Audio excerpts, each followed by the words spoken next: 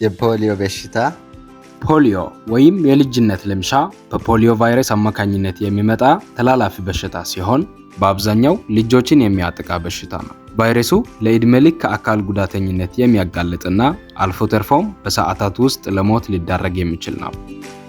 የፖሊዮ ኢንፌክሽን አይነቶች፣ አንደኛ፣ ምንም አይነት ምልክት የማያሳይ። በፖሊዮ ቫይረስ ከተያዙ ሰዎች 90 እስከ 95 የሚሆኑት ምንም አይነት የሚታይ ምልክት አያሳዩም። ነገር ግን ቫይረሱን ማሰራጨትና ሌሎችን መበከል ይችላል። ሁለተኛ፣ መጠነኛ ፖሊዮ ከተያዙ ሰዎች 4 እስከ 8% ያህሉ መለስተኛ ምልክቶች ያጋጥማቸዋል። እነዚህ ምልክቶች ለ2 እስከ 5 ቀናት የሚቆዩ ሲሆን ትኩሳት፣ ራስ ምታት፣ የጉሮሮ ህመምና መስታወክን ያካትታል። እነዚህ ምልክቶች ብዙውን ጊዜ ሙሉ በሙሉ ይጠፋሉ። ሶስተኛ፣ ከባድ የአካል ጉዳት የሚያስከትል ፖሊዮ ከ1% ያነሱ ኢንፌክሽኖች ወደ ከባዱ የፖሊዮ አይነት ያመራሉ። ቫይረሱ የነርቭ ስርዓትን በመጉዳት የጡንቻ ህመምና ድንገተኛ የጡንቻ መልፈስፈስና መዛል ያስከትላል።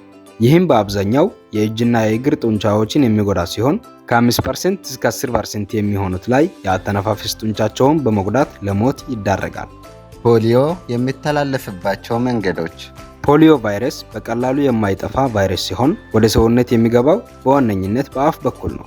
የሚተላለፈው በቫይረሱ የተያዘ ሰው ሰገራ ውስጥ ያለው ቫይረስ ንጽህና ባልተጠበቀ መንገድ፣ ለምሳሌ በቆሻሻ እጅ፣ በተበከለ ውሃ ወይም ምግብ ወደ ጤነኛ ሰው አፍ ሲገባ ነው።